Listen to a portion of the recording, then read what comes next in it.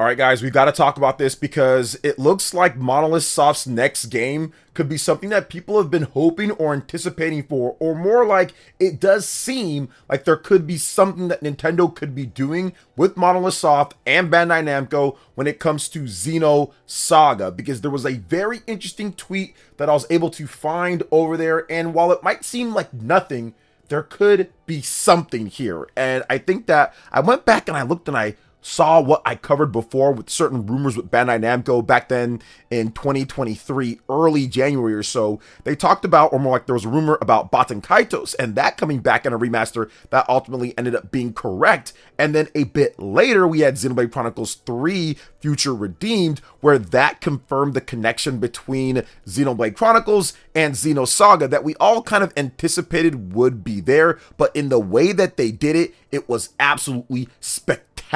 And while a lot of us love Xenosaga, Monolith Soft, and all of the games, I know a lot of you guys will also love this Nintendo Switch 2 giveaway that I'm doing. Make sure you subscribe to the channel to have a chance to win, and also drop a comment below, picking a winner at random once we hit 150,000 subscribers. I'm also giving away a $50 eShop card by the end of this month. Once again, random to subscribers. So all you got to do is subscribe, comment below, get yourself a chance to win. So I want to talk about this because there could be a transferring of the IP of Xenosaga to potentially Nintendo and Monolith Soft. Let's talk about this. So El Gata over on Twitter had this to say about this. Probably not a big deal or anything, but Xenosaga isn't shown on the list of owned franchises on Bandai Namco's websites anymore. They continued on by saying, especially weird since it was there before and I distinctly remember it being on their list of franchises they wanted to work on in something they put out last year. And while, yes, that was about a year ago and plans can change, it doesn't make sense to just remove it from their IP list entirely. Now, he does go on to say that he's just speculating on potentially what could be happening, but does this mean that Nintendo potentially came in and swooped up and bought that IP, which would be something that is incredibly, I would say, uncommon or unlikely?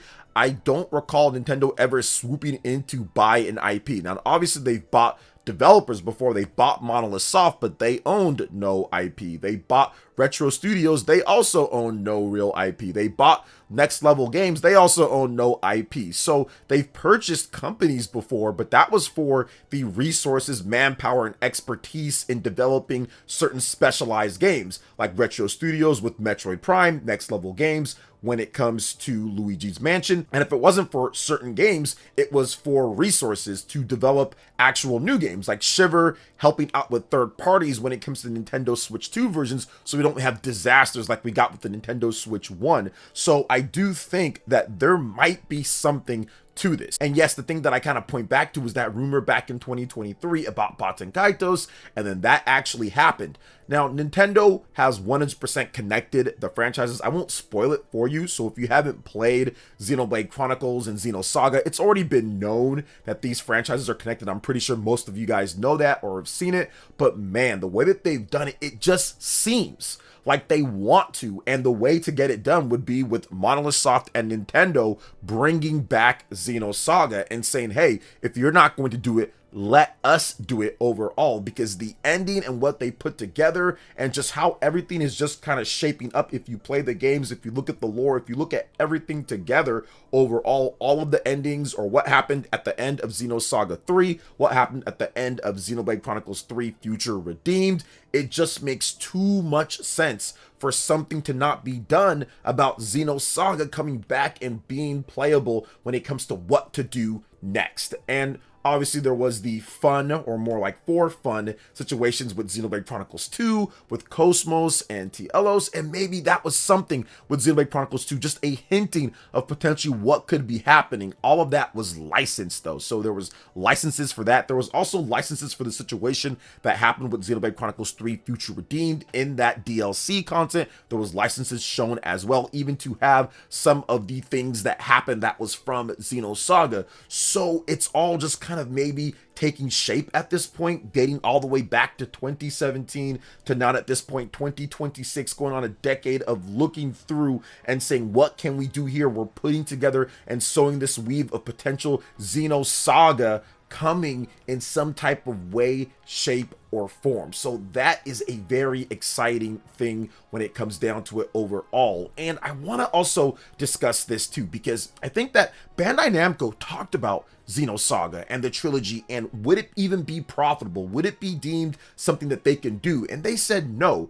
Back when Hadara actually worked for them, he recently left Bandai Namco, but he said that it wasn't deemed a profitable, or wasn't deemed something that they could actually make money off of, or would be a good business investment. So they left it on the cutting room board. They just said it's not going to be, and he said, sorry guys, maybe in the future, but pretty much nothing right now. And that has been it. I think that was back in 2019 we found out about that, or we heard about it, and there has been nothing since then. So a good 7 years at this point. So that is what makes this so intriguing. But here's the thing, I don't think Monolith Soft and Nintendo would deem that Xenosaga isn't worth it, because if it wasn't, why would Bandai Namco, more like why would Nintendo like it? Why would Nintendo and Monolith Soft fight so hard to get Cosmos in Xenoblade Chronicles 2, to get the connection between Xenoblade Chronicles 3, Future Redeemed, and Xenosaga? If you wanted Xenoblade just to be Xenoblade, you could have just done that and not have any type of connections. It's not like Xenosaga would be some type of big, huge boost to Xenoblade sales. That's never been a thing. Throughout the whole trilogy and them selling the game, it's not like they were saying, hey guys, you gotta make sure that you play Xenosaga and all this. They weren't marketing it like that, which obviously that wouldn't make sense, because Xenosaga isn't playable on Nintendo platforms, or more like all the games aren't. There is one on the Nintendo DS, but Xenosaga is known for being a PlayStation 2 brand. So that's why, to me at least, them fighting so hard to connect it from a story standpoint, or maybe even a beginning to something new, is why I think that there's might be just something here, and how Nintendo and Monolith Soft could feel differently than Bandai Namco about the Xenosaga trilogy. So could it have changed hands? Could Monolith Soft have convinced Nintendo, or maybe they both decided that it would be best if they take this IP off the hands of Bandai Namco and do something with it themselves, with a new Xeno something game, or with something when it comes to potentially even being in Smash Brothers, or into the IP fold that Nintendo has. Like I said, it's very rare for Nintendo to do this. Pretty much they never do it. I think the only thing that I can think of is what they did with maybe Astral Chain. That was originally, I guess, co-owned by Nintendo and Platinum Games. Then all of a sudden it just became Nintendo's IP, so maybe they bought out the rest of the IP. But man, there's been nothing that I can think of that would be like this if this actually happened, obviously speaking in a hypothetical at this point. Now, here's what we do know about Monolith Soft's next game. They said they want to take on new challenges. They want it to be something different. They want it to be something that really sets the stage for what they're going to do. And I think that if you're looking at the Nintendo Switch 2, obviously there is a huge platform when it comes to resources, tools, graphics, environments, AI upscaling, DLSS, like all sorts of stuff that you have. And obviously Xenosaga, Xenoblade, all the experience that they have, it's accumulated up to this point. They've worked on hardware that's always been, for the most part, a bit underpowered, at least recently with the Xenoblade games. Now, Xenosaga, obviously a little bit different there, but they've got so much experience overall, dating all the way back to their Square Enix days. This could be the accumulation of all of that into a system that can truly realize what they want to do, that they've probably been working on now for 3 to 4 years plus at this point, which is a lot of time for a company as efficient as Monolith Soft. So if you're looking at potentially what they could be doing here, a complete retool or fusion of what would be next for the worlds of Xenosaga and Xenoblade, or the world of Xenosaga and Xenoblade, in a new style of game, this could be it. This could be what they did. They went out and maybe got the IP and decided to make a fusion, something different. It's going to be called Xeno something, or maybe it's called something completely different, but it's going to have maybe some of the IP, some of the characters, some of the things that we know from Xenosaga and Xenoblade, but put it into something completely different. So to me, That would be the ultimate new Monolith Soft game. If they did that, you can take so many years and so much stuff overall and make something that would truly be spectacular when it comes down to it. So for me, I'm looking at it at a couple different ways that they can go about this, because some might be asking, well, wait a minute, if they purchased the IP, why didn't they already tell us? Why didn't they make a press release? Why didn't they say something? And I think that that's not Nintendo's style. When it comes to a splash announcement, when it comes to like an IP or a game, I don't think announcing, hey, we now own the Xenosaga IP, that gives away everything. That gives away exactly what you're doing. Nintendo loves the secrecy and surprises and what is around the corner. There was a recent rumor, which I'm going to talk about in a video as well. There's a recent rumor of a Nintendo Direct. Obviously, this next upcoming Nintendo Direct does need to be a good Nintendo Direct, in my opinion. People are waiting for certain types of games. Mr. Furukawa has set the stage, has set the dinner table, put out the plates, and said, we've got games for people that are looking forward to. Like the IPs that you guys know and love, yes, we got those. We got new games as well. So this kind of all falls into play with that. This kind of all gets into what's happening here. And with Monolith Soft not announcing anything yet when it comes to their new game or what they've been working on, they had a Xenoblade Chronicles X Definitive Edition, which probably had been done for quite some time now at this point. But outside of that, it's been a hot minute. Remember, Xenoblade Chronicles 3 Future Redeemed, that came out in 2023. We are in 2026. That is 3 years ago now at this point. And that came out early, first few months, I think April or so. Yeah, first few months or so of 2023. So you know that had already been done for a while. Xenoblade Chronicles 3, the original base game, was actually moved up in its release date, and we got leaks and rumors, true actual things that happened when it comes to it in 2021. So they were pretty much done with it, and the leaks were coming in 2021. So it's been that long. So realistically, you can say maybe it's been going on 5 years now when it comes to potentially what they're working on next for the next big game, Takahashi Team 1 style of game. So that is what is super exciting about this. And we know that they've been recruiting. We know that they've been gearing up for what's going to be next. And we know that out of all of Nintendo's development teams, Nintendo has extremely talented teams. You have Mr. Aonuma and the Zelda team. You have the Mario team. You have all these different groups within Nintendo can get busy, can get work done.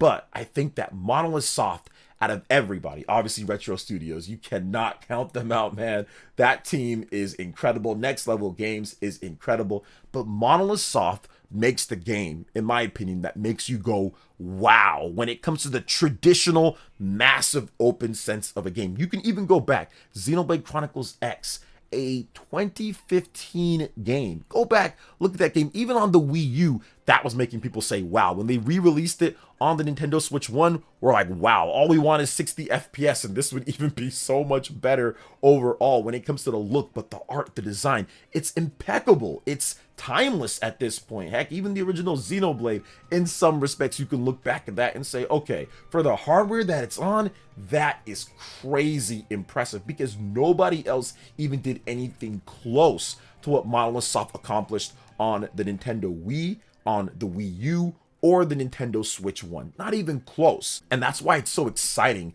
to potentially see, maybe even in February here, or coming up soon, what Monolith Soft can do. And if they were able to snag the Xenosaga IP from Bandai Namco, that would be like the incredible, awesome, delicious cherry on top of an incredible, awesome cake that I would want to eat very quickly when it comes to Monolith Soft, because you know what they're cooking up is premium, and they've got a system that is significantly more premium than they've ever gotten when it comes to the tech and what it can do. So that is the super exciting thing about all of this, and it just kind of makes sense. Now, once again, this could be nothing, and the person in here, El Gata, says the same thing, and I'll say it again, this could be nothing. It could just be, okay, it's not there, or they forgot to put it. I mean, clearly Bandai Namco does not care about Xenosaga. At least last time that we heard about it from them, they do not care